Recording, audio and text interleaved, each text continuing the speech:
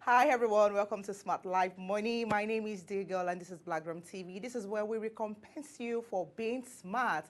Shout out to everyone who joined the conversation, who joined the show yesterday. Thank you so much. And to all our new participants, thank you so much. Welcome on board. Do not forget that you can also use this opportunity to reach out to your friends, let them be part of the conversation, let them be part of the show. And I assure you there's so much more to learn today on the show. And we have the sum of 20,000 naira to give out to the winner. All you have to do is answer at least 12 questions correctly, and you will be smiling to the bank. Let's get started, ladies and gentlemen, to the very first question of the day. In which of the states did the game of badminton originate? And the options are A, Pune, B, Boston, C, Karachi, D, Delhi.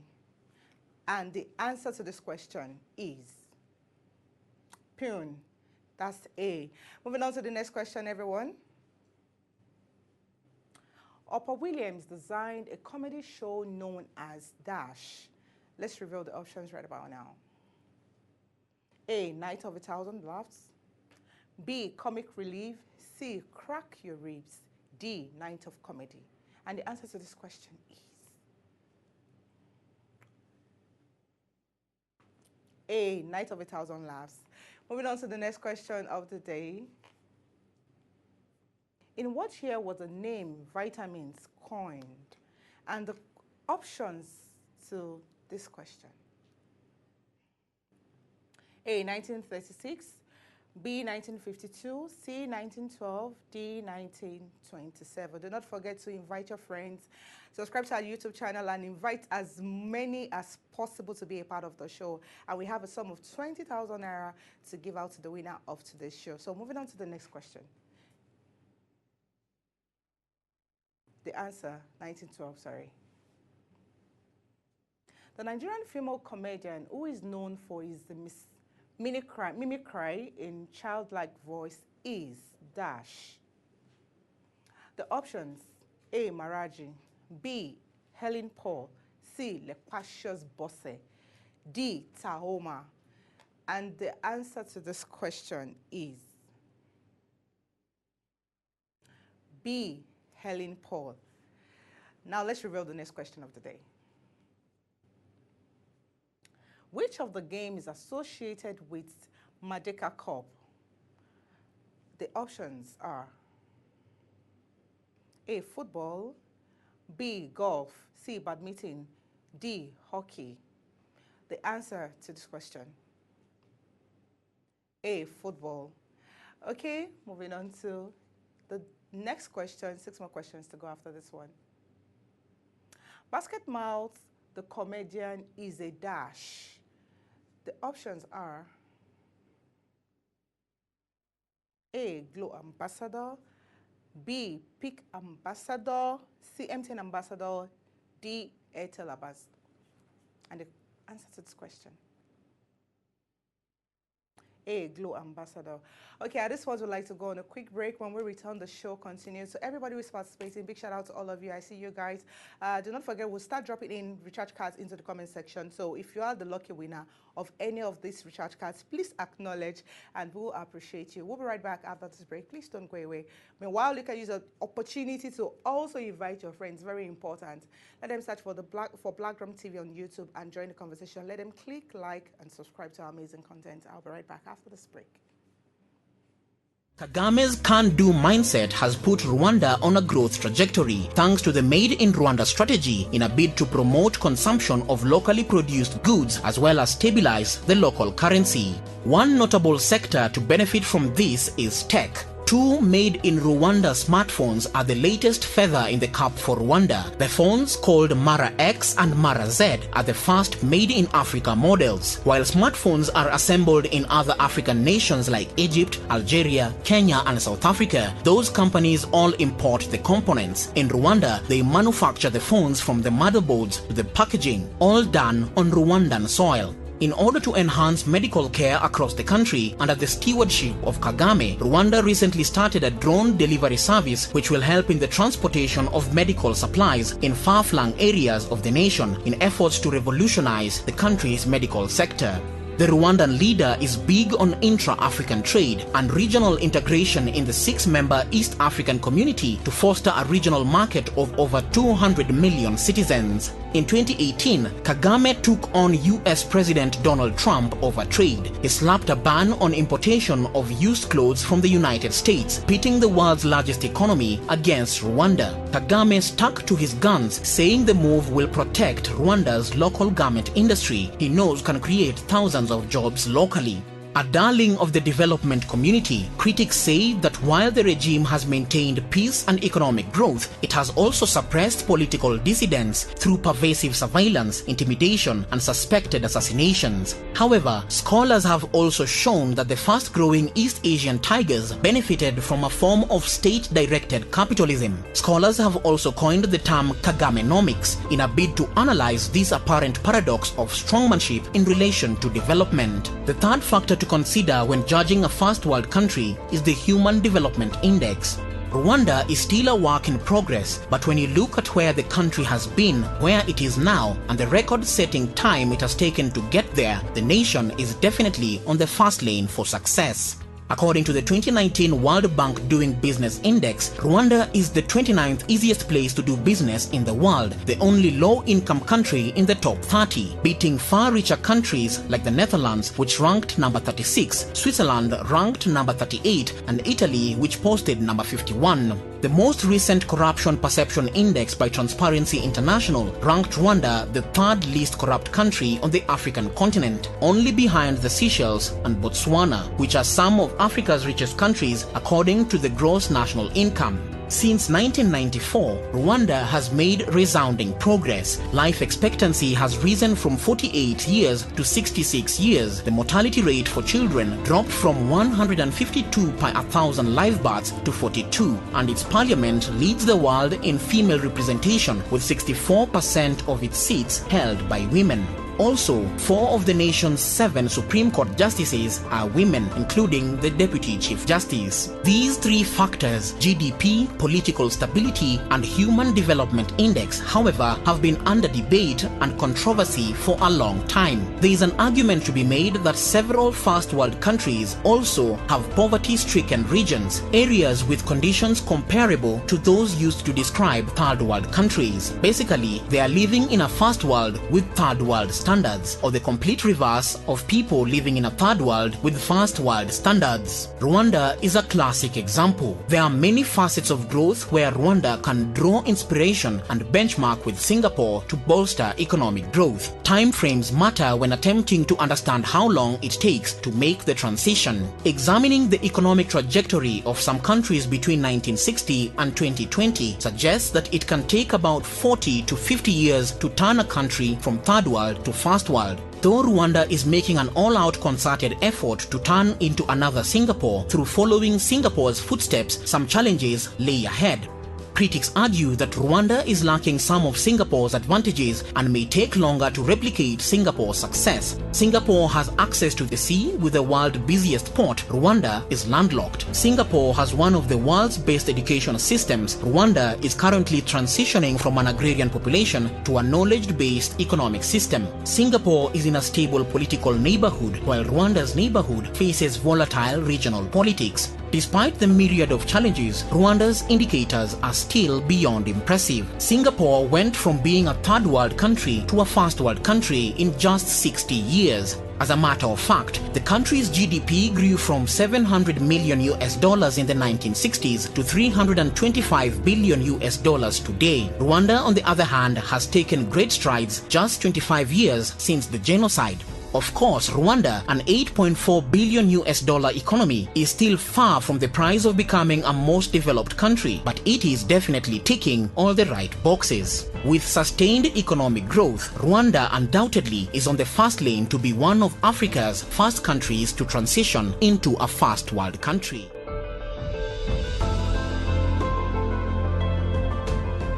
Gurara Waterfalls.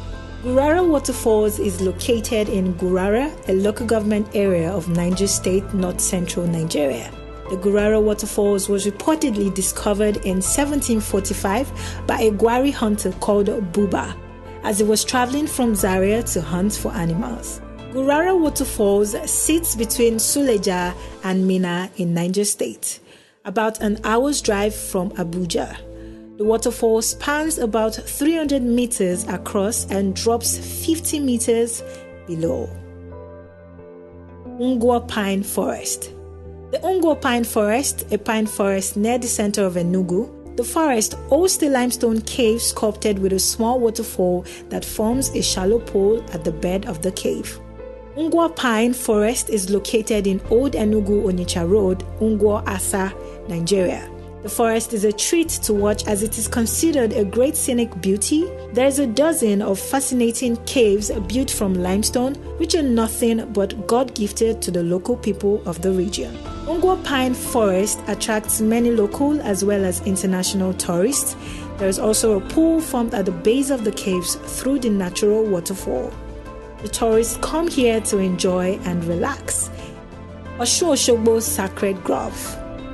Osun Osogbo Sacred Grove is a sacred grove along the banks of the Osun River, just outside the city of Osogbo, Osun State, Nigeria. The Osun Osogbo Grove is among the last of the sacred forests which usually adjoin the edges of most Yoruba cities before extensive urbanization.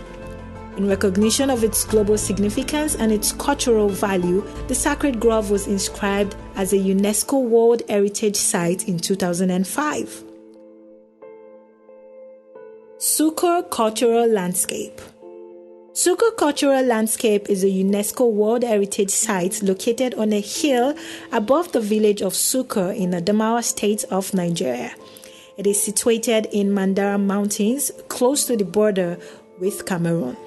Its UNESCO inscription is based on the cultural heritage, material culture, and the naturally terraced fields.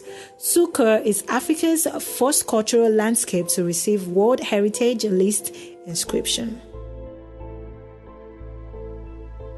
Ancient Kano Walls. The ancient Kano city walls were ancient defensive walls built to protect the inhabitants of the ancient city of Kano. The wall was initially built from the 1095 through 1134 and completed in the middle of the 14th century. The ancient Kano city walls were described as the most impressive monuments in West Africa. Ancient Kano city wall is a 14-kilometer radius earth structure, while associated sites are made up of these features: Dala Hills, Kumi Market, and Emir's Palace. The ancient Kano city walls were built in order to provide security to the growing population. Ulumarok. Ulumarok is a mountain in southwestern Nigeria. It is located in the city of Abeokuta, Ogun State, and was normally used as a natural fortress during intertribal warfare in the 19th century. Its patron spirit is venerated in the Yoruba religion as an Orisha. Historically, the rock was a natural fortress for the Egbas during intertribal warfare in the 19th century. It provided protection to the Egba people when they needed it and is now held in high esteem by the members of the clan. The mountain, one of the most popular tourist destinations in Nigeria, sits in the heart of Abeokuta, a name which means under the rock in the Yoruba language. It has a height of 137 meters above sea level. A trip to Ulumarok usually commences with a climb up the man-made stairs carved into the rock. The journey continues with climbs on irregularly sized rocks or ladders, which are now provided through a narrow corridor that leads to the top of the rock. Gashaka Gumti National Park. Gashaka Gumti National Park, GGNP, is a national park in Nigeria. It was gazetted from 2 game reserves in 1991 and is Nigeria's largest national park. It is located in the eastern provinces of Taraba and Adamawa to the border with Cameroon. The total area covers about 6,402 kilometers square. Much of the northern GGNP is savanna grassland, while the southern GGNP sector of the park has a rugged terrain characterized by very mountainous, steep slope as well as deep valleys and gorges, and is home to montane forest.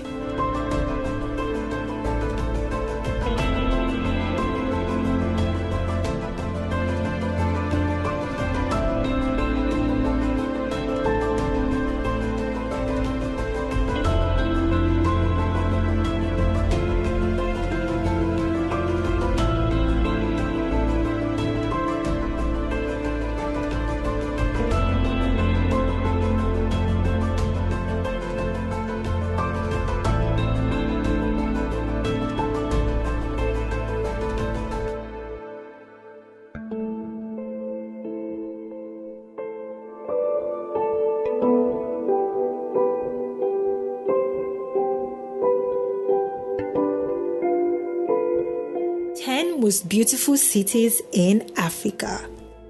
Johannesburg, South Africa. Johannesburg, informally known as Jozi, Joburg, or the City of Gold. Johannesburg is the most beautiful city in South Africa and arguably the entire continent of Africa. The city is considered the largest and wealthiest city in South Africa and is often referred to as economy powerhouse. This is because it has the largest economy in Africa and South Africa. Tunis, Tunisia. Tunis is a city in Tunisia. Tunisia is the most northern African nation. The Republic of Tunisia shares strong trade ties with Europe. Tunis is one of the most urbanized cities in Africa and the only Arabic city that has made it to this list. It is the most well-organized city in North Africa with a population of about 2,700,000 inhabitants. Tunis is also home to headquarters for roughly 2/3 of Tunisia's financial services companies. Tunisia's capital is therefore the country's central business and urban hub. Dar es Salaam, Tanzania. Dar es Salaam is located along the coast of the Indian Ocean. Dar es Salaam is the largest and the wealthiest city in Tanzania, home to a wide range of people and cultures. Known for its beaches, islands, seafood, and music, the city is brimming with a variety of activities for every type of tourist. It is one of the top cities in Africa where peace is abundant, just as its name suggests. Abuja, Nigeria. Abuja is the capital city of Nigeria in the middle of the country. It is one of the few properly planned capital cities in Africa. With its beautiful modern parks, architectural designs, and monumental buildings, Abuja is indeed a worthy capital city of Nigeria. Abuja has very many expensive structures and is therefore considered to be among the list of richest cities in Africa by both GDP and cash flow. Beyond its riches, Abuja is one of the most developed cities in West Africa. Addis Ababa, Ethiopia. In terms of height above the sea level, Addis Ababa stands as the highest capital city in Africa and the fourth highest capital city in the world, with an altitude of 2,335 meters, which is 7,726 feet above sea level. This city is one of the most beautiful places in Africa. It is the best developed city in East Africa to specific standards. It has world-class buildings, road networks, and other social amenities. This makes it an ideal place to establish a business in the region. Lagos, Nigeria. Lagos, the sixth largest city in the world by city population, is known for its beach resorts, nightlife, and activity. Though it is the smallest state in the country, Lagos remains to be the most populous and a major financial center. It is often considered as the center of trade and commerce. Lagos is known for its tall buildings. It has the tallest building in West Africa. Nairobi, Kenya. Nairobi is Kenya's capital city. In addition to its urban core, the city has Nairobi National Park, a large game reserve known for breeding endangered black rhinos and home to giraffes, zebras, and lions. Nairobi remains one of the nicest cities in Africa.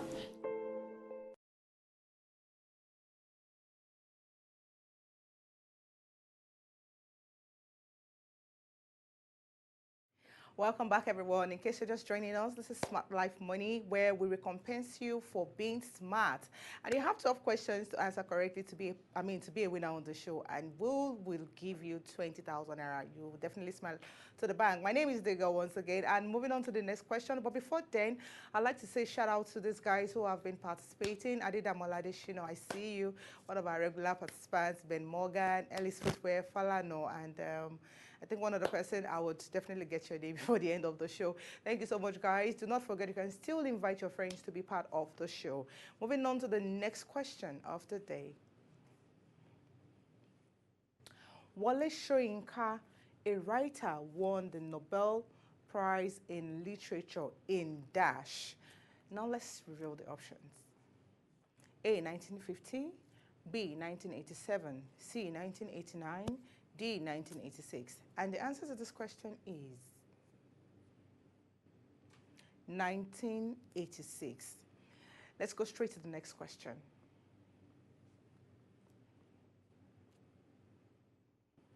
Who is regarded as the father of neurology? Dash, dash, dash. Let's have the options.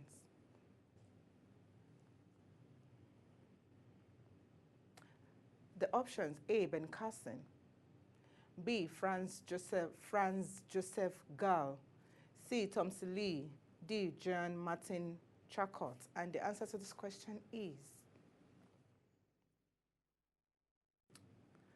do not forget to invite your friends and let them be a part of this show. The answer to this question, please, let's have it. Meanwhile, we have dropped recharge cards in the comment section. Please acknowledge, Joe, if you are the one that actually, load the airtime. Let's know so that we can say thank you to you for being a part of the show. And that's we saying thank you to you, too, for being a part of the show. Can we have the answer to this option, to this question, please? D, John Martin Charcot. Moving straight to the next question. Chinua Achebe is regarded as the dash. Let's have the options. A, Nobel writer, B, best writer, C, father of modern African literature, D, father of African literature. The answer to this question is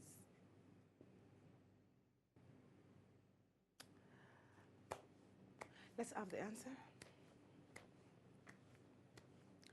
Please invite your friends to invite your friends. Don't be selfish. Don't say, oh, I should be the one to get the money. Of course, if your friend wins, he or she will definitely share with you. So please invite your friends, not just for now, but for all our other amazing content, so that they can watch.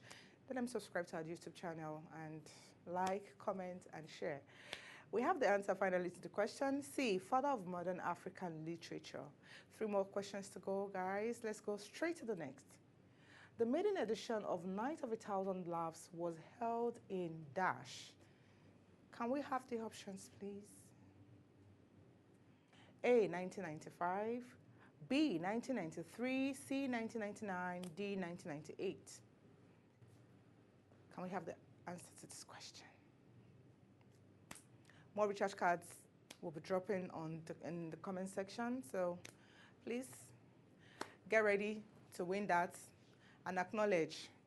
Say thank you to us.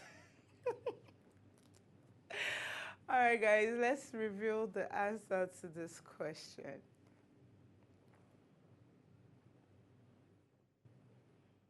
$1995. 2 more questions to go before we call it a day on the show. Moving on to the next. Who was the first person to win the Grand Slam in tennis? Tennis lovers, you should get this. Obviously, you should. All right, let's have the options. A, Steph Graf, B, Rafael Nadal, C, Roger Federer, D, Donald Budge. Let's have the answer to this. I know you would agree with me that all these questions are very cheap, so We should have a winner today at least.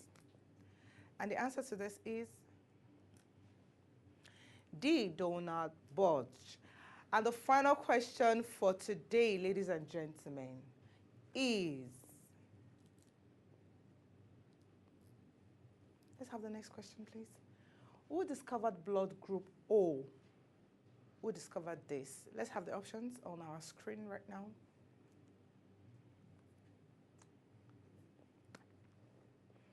A, Lanstina, B, Oliz, C, Carson, D, Oriental, and the answer to this is the final question for today, and I do hope that we have a winner at the end of the day. Big shout out to everyone who is participating and watching us, and to the new participant, big shout out to you. This is where we actually learn every day. You know, there's something to learn, not just one thing, so much more to learn on the show. Aside from you wanting to win the money, you also get to learn at the end of the day. So let's have the answer to this question. A, Landsteiner. And this is where we say it's over with the questions. And before we now reveal the winner, let's take a quick break to review if we have the winner already. And we'll get back to you guys. And of course, if we have a winner, we'll definitely let you know. I need to go, guys, to go check if we have a winner at the end of the day. I'll be right back. Please don't go away. Thank you for watching. Don't go away. Be right back.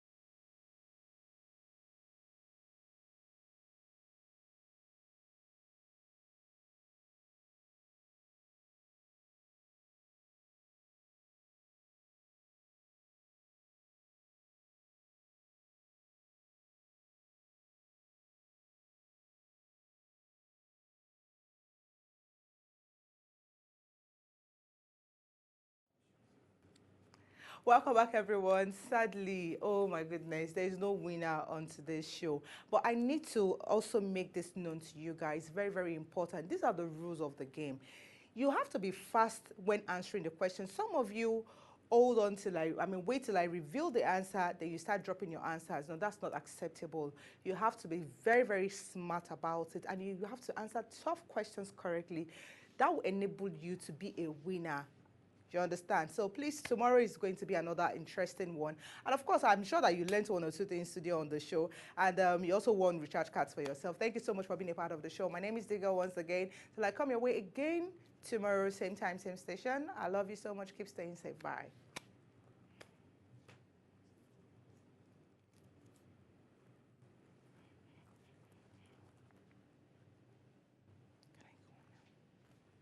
Yeah, I will slap you. So where's my time? Hey, can you have a tab, please? Mikey. Ogbo. Mike, take your tab. Oh, from deaf and dog. Magba, reject the way.